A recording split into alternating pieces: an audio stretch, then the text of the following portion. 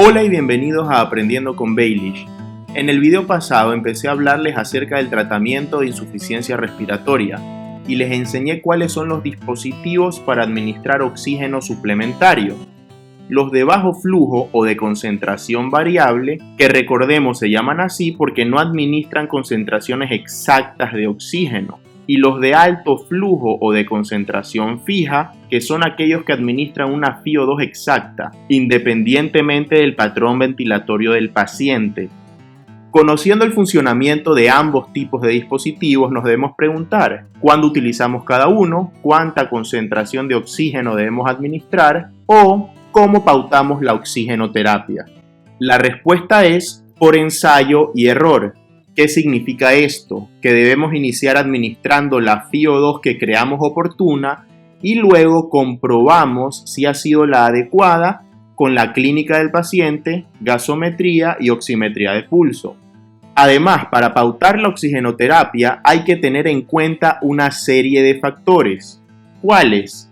En primer lugar, la edad, ya que una PO2 de 70 milímetros de mercurio en un anciano de 90 años puede llegar a ser normal. Pero en un chico de 20 años, una PO2 de 70 significa hipoxemia.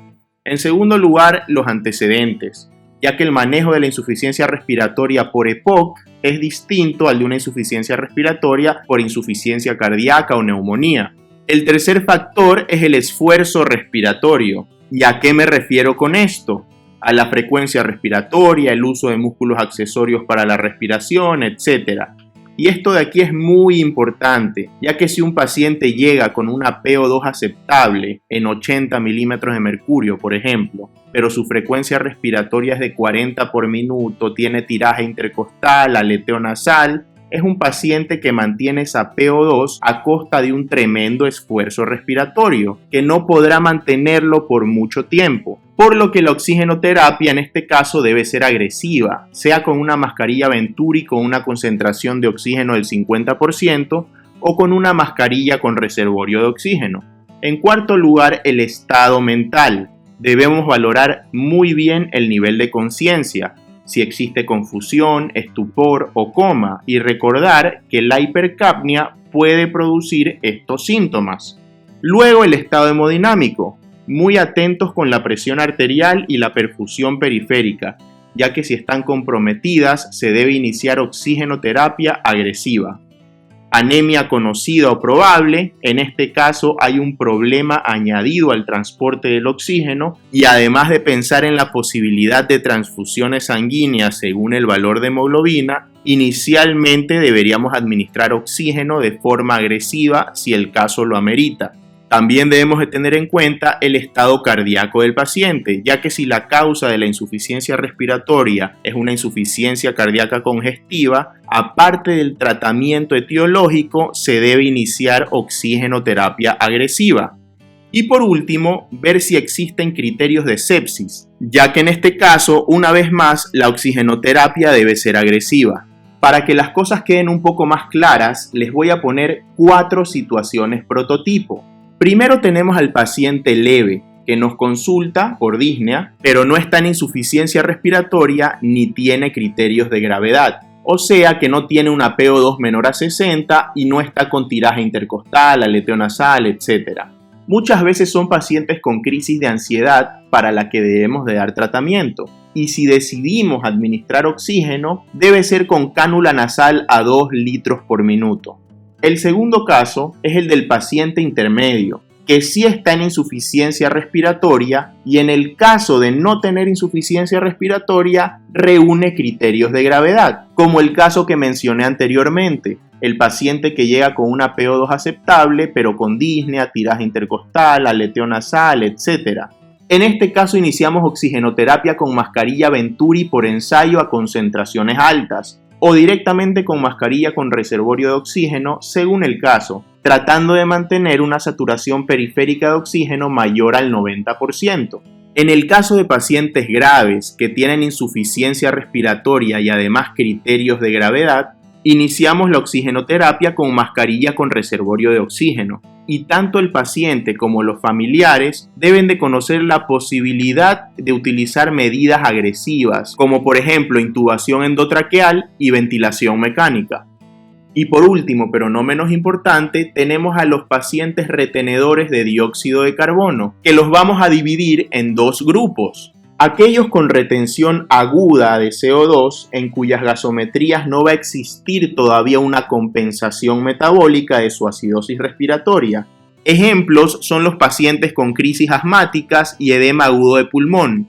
Ambos casos requieren oxigenoterapia agresiva, sea con una mascarilla tipo Venturi o mascarilla con reservorio de oxígeno. Y también tenemos a los retenedores crónicos de dióxido de carbono o aquellos pacientes con insuficiencia respiratoria crónica agudizada, que ya van a tener una compensación metabólica con elevación del bicarbonato en la gasometría arterial.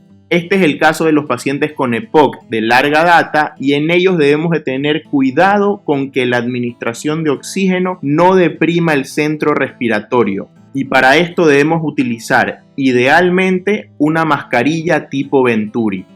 Para que no queden dudas de por qué les digo esto y comprendamos lo que ocurre en los retenedores crónicos de dióxido de carbono, vámonos a una pizarra en blanco en la que vamos a explicar fisiología respiratoria.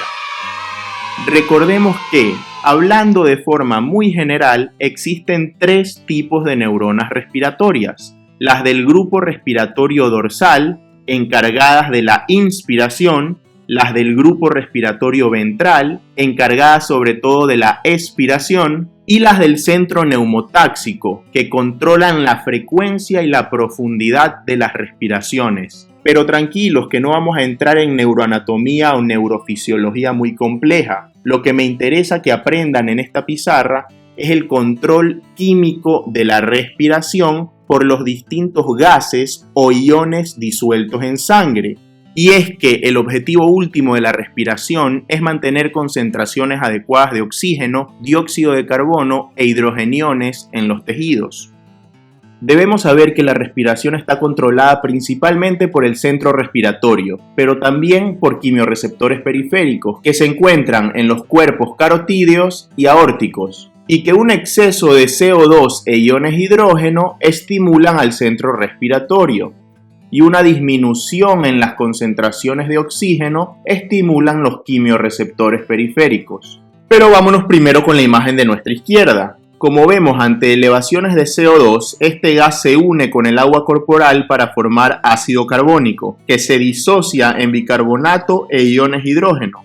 Esta reacción química la conocemos por la clase de interpretación de la gasometría cuando hablamos del sistema tampón o buffer.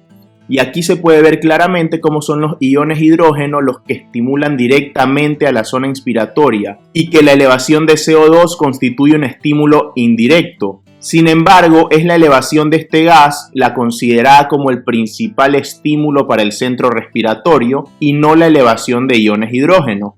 ¿Por qué? Se los voy a explicar. Aquí tenemos los vasos sanguíneos de dos pacientes diferentes. Vamos a aprovechar la presencia de esta línea morada y usarla como barrera hematoencefálica.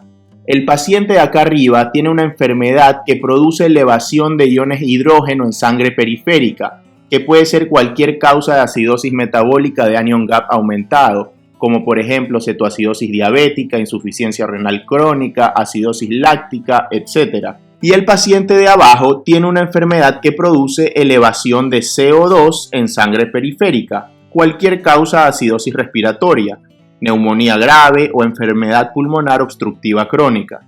Debemos saber que los iones hidrógeno cruzan con mucha dificultad la barrera hematoencefálica, lo hacen de forma muy lenta.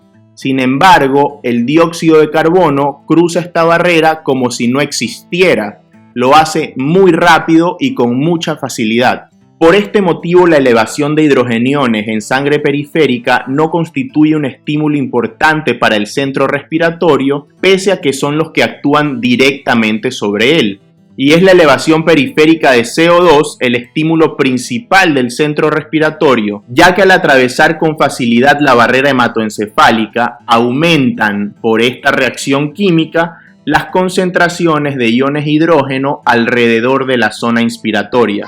Ahora vámonos a la imagen de la derecha. ¿En qué circunstancias los quimiorreceptores periféricos toman el control de la respiración? cuando existe una disminución de la PO2 por debajo de 70, pero el efecto se intensifica cuando está por debajo de 60 milímetros de mercurio. Por ejemplo, imaginemos que tengo que correr una carrera de 10 kilómetros en una ciudad que queda a más de 3.000 metros sobre el nivel del mar y que no paso por ningún proceso de adaptación, sino que el día de hoy tomo un avión, voy a la ciudad que queda a 3.000 metros de altura, me bajo y empiezo a competir en la carrera. Ya sabemos por clases pasadas que en las grandes alturas las moléculas de oxígeno están más separadas entre sí y por esto la fracción inspirada de oxígeno disminuye, lo que lleva a una disminución de la PO2 y a una consecuente insuficiencia respiratoria hipoxémica, que va a requerir de administración de oxígeno para su tratamiento. En situaciones como esta, los quimiorreceptores periféricos, al detectar una PO2 menor a 60, estimulan al centro respiratorio para que la persona empiece a hiperventilar y de esta manera trata de que ingrese más oxígeno al cuerpo. Sin embargo, en este caso no ha existido como estímulo inicial una elevación en los niveles de CO2, sino una disminución en las concentraciones de oxígeno. Y estas son las dos formas por las que está controlada la respiración, siendo la más importante de las dos la elevación del dióxido de carbono. Pero esto ocurre en personas con enfermedades respiratorias agudas. ¿Qué sucede en retenedores crónicos de CO2? Para explicarles esto, voy a tener que eliminar esta imagen, eliminar los iones hidrógeno y alargar un poco este vaso sanguíneo. Luego de algún tiempo con hipercapnia sostenida, días, semanas, meses o años, el cuerpo lleva a cabo mecanismos compensatorios metabólicos y los riñones empiezan a retener bicarbonato, que se une a los iones hidrógeno de sangre periférica, líquido cefalorraquídeo y a los que se encuentran adyacentes a las neuronas respiratorias, para disminuir la concentración de hidrogeniones. Esto ocurre en pacientes con EPOC de larga data, que tienen gasometrías con un pH normal y PCO2 y bicarbonato elevados. Por lo tanto, se puede decir que una modificación de la concentración sanguínea de dióxido de carbono tiene un efecto agudo potente en el control del impulso respiratorio, aunque solo un efecto crónico débil después de una adaptación de varios días. De esta manera, los retenedores crónicos de CO2 se vuelven resistentes a estímulos por CO2 y es la hipoxemia la que se convierte en su principal estímulo respiratorio. Entonces, estos pacientes no solo viven con hipercapnia, sino también con una hipoxemia sostenida. Por eso, la administración no controlada de oxígeno a estos pacientes puede producir supresión del estímulo respiratorio, por lo que el paciente empieza a respirar más lento y al hipoventilar retiene más CO2 y se produce una hipercapnia paradójica tras la administración de oxígeno, pudiendo llegar a la carbonarcosis, que es un estado de estupor o coma inducido por una PCO2 muy elevada en sangre, e incluso en casos muy graves a parada respiratoria. Veamos un ejemplo. Tenemos un paciente masculino de 60 años de edad con un diagnóstico de EPOC que requiere oxigenoterapia domiciliaria. Llama al 911 debido a que presenta disnea intensa. Con oxígeno por cánula nasal a 2 litros por minuto, su saturación de oxígeno es de 88%. Y durante el viaje en ambulancia, que dura 27 minutos hasta llegar al hospital, los paramédicos le hicieron nebulizaciones con salbutamol y luego le administraron oxígeno mediante mascarilla con reservorio y le dieron aproximadamente una concentración de oxígeno de 80%. El paciente se duerme antes de llegar a la emergencia y la gasometría presenta pH de 7,19, PCO2 de 85, bicarbonato en 32, PO2 en 138 y una saturación de oxígeno de 100%. ¿Qué pasó aquí? Basándonos en lo que acabé de explicar, al administrarle altas concentraciones de oxígeno a este paciente con EPOC, cuyo estímulo respiratorio es la hipoxemia, se deprimió el centro respiratorio. Es cierto que él mejoró su PO2 y su saturación de oxígeno, pero empeoró su hipercapnia. Y recordemos que la hipercapnia grave puede llegar a producir coma, como vimos en esta diapositiva de la clase de insuficiencia respiratoria parte 2, que si no la han visto les dejo el enlace aquí arriba. Para evitar que ocurra esto, las guías Gold del EPOC nos recomiendan lo siguiente: que debe administrarse oxigenoterapia teniendo una saturación objetivo de 88 a 92%. Y como vemos en estas últimas dos líneas, prefieren las mascarillas Venturi sobre las cánulas nasales, porque ofrecen una entrega de oxígeno más precisa y controlada. Y en estos pacientes es precisamente en quienes debes administrar una FiO2 precisa, controlada y exacta. Y es por esto que les dije que en esta cuarta situación prototipo, lo ideal es utilizar una máscara Venturi. Es cierto que no todos los hospitales o centros de salud cuentan con ellas y debido a esto existen bibliografías que indican también pueden utilizarse cánulas nasales. Pero si lo hacen, debe ser con flujos de oxígeno de 2 a 3 litros por minuto máximo y siempre controlando la saturación periférica de oxígeno de forma permanente, porque recordemos, debe encontrarse entre 88 y 92% para evitar la depresión del centro respiratorio. Para terminar, ¿cómo controlamos la eficacia de la oxigenoterapia o cómo sabemos si estamos administrando correctamente oxígeno al paciente? Lo verificamos basándonos en 3 parámetros. El primero, la clínica. Esta es la forma más rápida. Debemos de observar si han mejorado los signos y síntomas causados por la hipoxemia, es decir, si desapareció la cianosis, si mejoró el patrón ventilatorio del paciente, etc. El problema es que la clínica tiene una eficacia limitada porque depende enteramente del observador.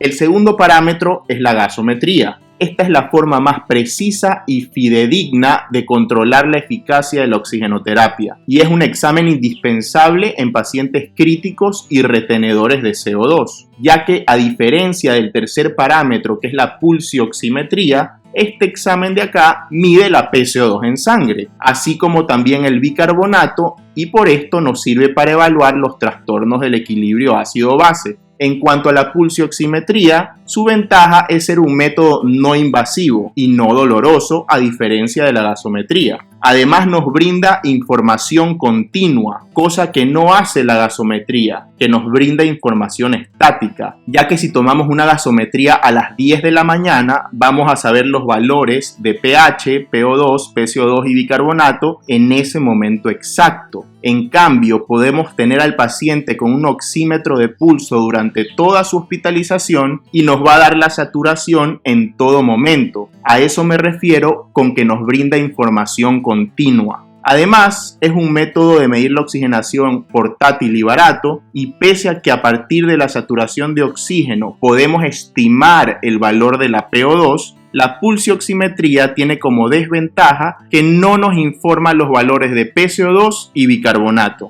Con este y el anterior video hemos visto a profundidad el primer pilar del tratamiento de la insuficiencia respiratoria, que es garantizar la oxigenación del paciente. En el siguiente video terminaremos la clase de insuficiencia respiratoria y veremos de forma breve los otros 4 pilares de su tratamiento.